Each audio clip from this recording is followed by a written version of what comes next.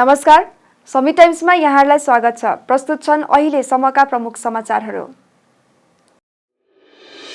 Sikkim football एसोसिएसनका अध्यक्ष विरुद्ध उठ्यो मनमानीको आरोप। सदस्यहरूले लगाए आर्थिक अनियमितताको आरोप। पूर्व सिक्किमको सिमिक लिङ्जे जिपिओले पायो बालमैत्री ग्राम पञ्चायत राष्ट्रिय पुरस्कार। मन्त्री डाक्टर एमके शर्माले गरे हस्तान्तरण। अनि दार्जिलिङ पहाडमा फेरि जन्मियो नयाँ राजनीतिक दल। गोर्खा लिग छोडेका शक्ति शर्माले गरे भारतीय गोर्खा सुरक्षा पार्टीको घोषणा। अब समाचार विस्तारमा। सिक्किम फुटबल एसोसिएसनका अध्यक्ष मेनला इथेन्पा विरुद्ध एसोसिएसनलाई मनमानीपूर्ण ढङ्गमा सञ्चालन गरेका कारण सिक्किममा फुटबल खेलको विकास हुन नसकेको आरोप लागेको छ। गान्तोकको पाल्जर स्टेडियम नजिकमा अवस्थित एसएफए कार्यालयमा आयोजित पत्रकार सम्मेलन सम्बोधन गर्दै एसएफएका सदस्य छोङथेन्डु भोटिया, फुर्वा शेर्पा र अर्जुन राईले अध्यक्ष मेनला इथेन्पामाथि एसोसिएसनमा मनमानी गरेको आरोप लगाए। अध्यक्ष मेनला इथेन्पाले अन्य सदस्यहरूको चुनाउ नगरी एक्लै एसोसिएसनलाई चलाइरहेका कारण एसोसिएसनमा आर्थिक अनियमितता भएको पनि उनीहरूको आरोप छ। अध्यक्षले अहिलेसम्म एसोसिएसनको हिसाबको कुनै विवरण सार्वजनिक नगरेको, फुटबल शिविर सञ्चालन गर्नका लागि धनराशि उपलब्ध नगराएका कारण सिजन सुरु भएर पनि कुनै प्रतियोगिताको तयारी हुन नसकेको, अध्यक्षकै सुस्तीपनले गर्दा एसएफएले प्रायोजकहरू पाउन नसकिरहेको आरोप लगाउँदै सदस्यहरूले तत्काल अन्य समितिको चुनाव गरेर एसोसिएसनको कार्यलाई पारदर्शी बनाउन माग गरे। अर्कोतिर युवा फुटबलर सिमरन गुरुङको उपचारमा गुरुङ संगठन र अन्य पक्षले पूर्ण सहयोग दिएको जानकारी दिँदै सबै सहयोगीप्रति एसएफए सदस्यले आभार व्यक्त गरेका छन्। पूर्व सिक्किमको सिमिक लिङ्जे ग्राम पञ्चायत युनिटले बालमैत्री ग्राम पञ्चायत राष्ट्रिय पुरस्कार 2020-21 प्राप्त गरेको छ। आज आयोजित 13औं राष्ट्रिय पञ्चायती राज दिवसको अवसरमा आडिटारमा आयोजित कार्यक्रम अवधि सिक्किम सरकारको स्वास्थ्य विभागका मन्त्री डाक्टर एमके शर्माले भारत सरकारद्वारा प्रदान गरिएको राष्ट्रिय पुरस्कार ग्राम पञ्चायत सभापति प्रहलाद पौडेललाई हस्तान्तरण गरे।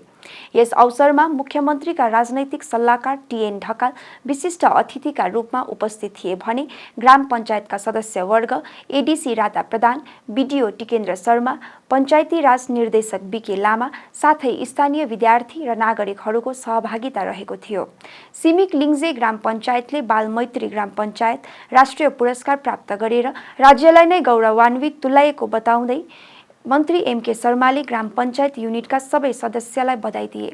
एसकेएम सरकारले राज्यमा समग्र विकासको पक्षमा रहेको र यसैको नतिजा स्वरूप गैर पार्टी आधारित पञ्चायत चुनाव गर्ने पार्टीले निर्णय लिएको उनले जानकारी दिए।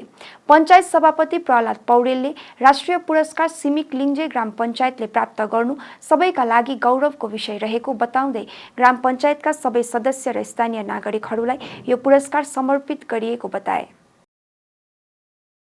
गोर्खा जातिको जातीय चिनारीको सङ्कट समाप्त गर्ने अनि देशको मानचित्रभित्र गोर्खा नाम भएको एउटा मानचित्र कोर्ने मूल उद्देश्य राखेको घोषणा गर्दै आज दार्जिलिङमा एउटा नयाँ राजनैतिक पार्टी भारतीय गोर्खा सुरक्षा परिषदको जन्म भयो, जसको झण्डा देशको तिरङ्गा जस्तै 3 रङको अनि मध्यमा रहेको अशोक चक्रको स्थानमा गोर्खा जातिको प्रतीक स्वरूप सयपत्री फूल अंकित गरिएको छ।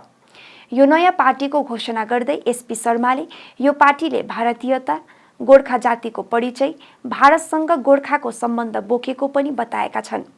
यो नयाँ पार्टीले शीघ्रै दार्जिलिङको जिल्लापालसित भेट गरेर जिटिए चुनाव अघि जनताको आकांक्षाको सम्मान गर्नुपर्ने माग गर्ने भएको पनि शर्माले बताएका छन्।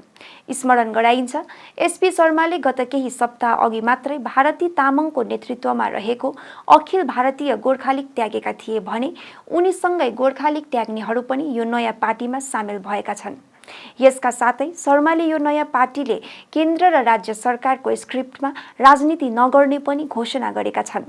यहाँको हिमालयन कला मन्दिरमा आयोजित एक कार्यक्रममा शर्माले यो नयाँ पार्टीको घोषणा गरेका हुन्।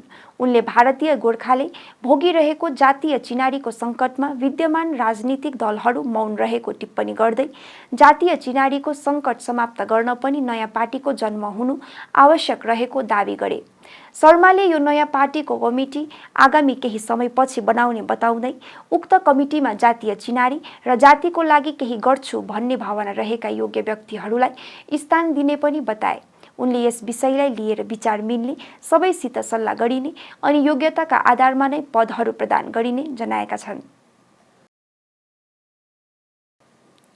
अखिल सिक्किम सरकारी वाहन चालक संघको चुनाव आगामी 3 मईका दिन हुने भएको छ।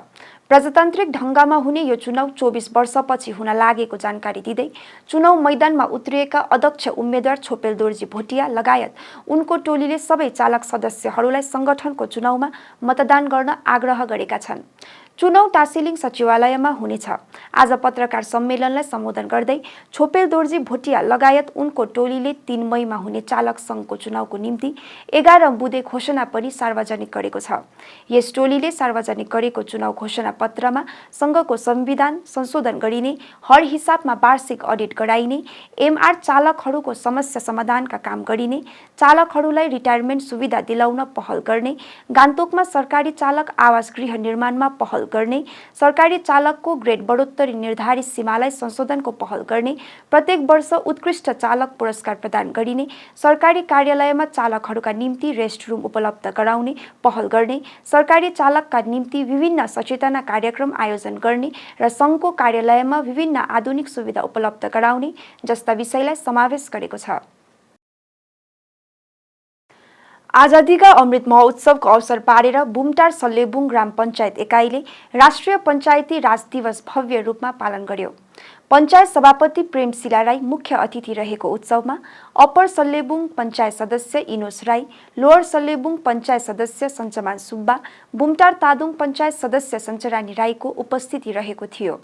राष्ट्रिय पञ्चायती राज दिवसको अवसरमा अतिथिगणलाई खदा लगाएर स्वागत जनाउँदै केक काटेर उत्सव पालन गरिएको थियो।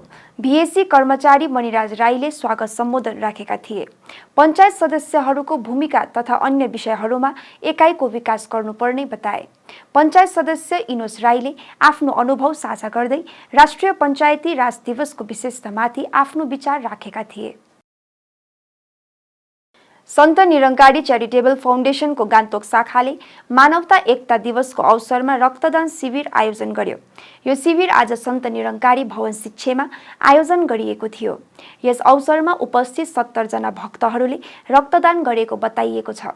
रक्तदान शिविरमा गान्तोक, माखा, रम्फू, मङ्गन, जोरथाङ, पाखिम, ताक्सङ, नाम्ची आदि शाखाका सदस्यले रक्तदान गरे। यसै अवसरमा सिलगढीबाट उपस्थित सन्त सेवा दलका सञ्चालक प्रेम नारायण छेत्रीले पवित्र मण्डली आयोजना गरेका थिए। सन्त निरङ्कारी मिसनले आज विश्वभरि 295 वटा रक्तदान शिविर आयोजन गरेको थियो, जसमा 75,000 भन्दा अधिकले रक्तदान गरेको बताइएको छ। अखिल सिक्किम खस क्षेत्री बाहुन कल्याण सङ्घ तिमी नाम्फिङ समष्टिको आयोजनामा नाम्फिङ मङ्गलधामको सभागृहमा समष्टि स्तरीय समन्वय सभा सम्पन्न भयो। कार्यक्रममा खस सङ्घका अध्यक्ष राजु बस्नेत अनि केन्द्रीय कार्यकारिणी दक्षिण जिल्ला समिति मल्ली, नाम्ची सिङ्गी थाङ लगायत तिमी नाम्फिङ समष्टिका पदाधिकारीगणको उपस्थिति रहेको थियो। तिमी नाम्फिङ समष्टिका खस सदस्यहरूको उपस्थितिमा आयोजित यस समन्वय सभामा कार्यकारी अध्यक्ष शिवकुमार शर्माको पहलमा उपस्थित मानिसहरूले विभिन्न विषयमा आफ्नो जिज्ञासा, गुनासो अनि सुझाव परामर्श राखे। सभामा अन्य वक्ताहरूले पनि समष्टि स्तरीय सामाजिक स्तरमा आइपर्ने समस्या, शङ्का र समाधानबारे आफ्नो पक्ष राखेका थिए। खस शब्दको प्रयोग, औचित्य र अवधारणा, खस सङ्घको आवश्यकता, उद्देश्य र लक्ष्य, वित्तीय स्थिति, हक हित, चाडपर्व, साङ्गठनिक गतिविधि जस्ता विभिन्न सरोकारको विषयमाथि परिचर्चामा सबैको सक्रिय सहभागिता रहेको थियो।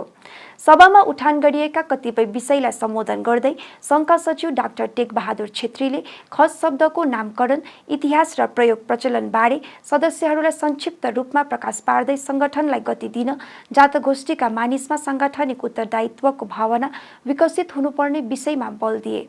सङ्घका अध्यक्ष राजु बस्नेतले सभामा उठान गरिएका कतिपय मुद्दाबारे आफ्नो विचार राख्ने क्रममा खस सङ्घको स्थापनाको इतिहास, आवश्यकता र स्थितिबारे अवगत गराएका थिए।